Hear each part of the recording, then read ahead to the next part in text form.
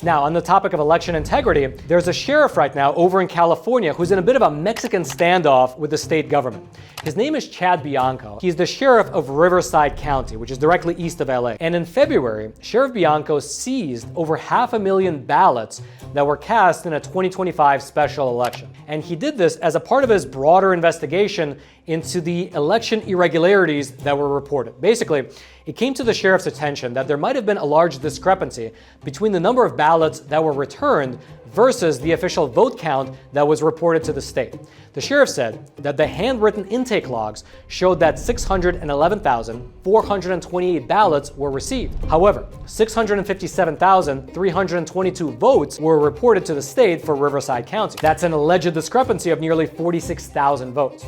Therefore, the sheriff obtained a legal warrant from a local judge, and he seized all the ballots and began a process of doing a hand recount to see what the true vote tally should be. However, the California Attorney General was alarmed by this and said that this probe might jeopardize public confidence in future elections.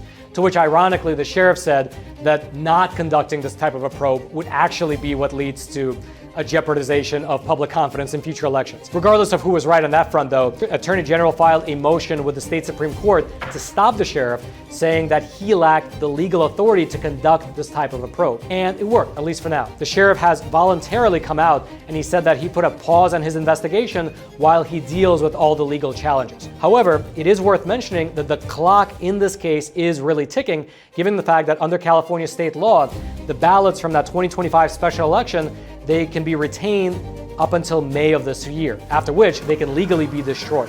And so we'll just have to wait and see what comes of the case, or if the clock will just run out before all the legal challenges are settled.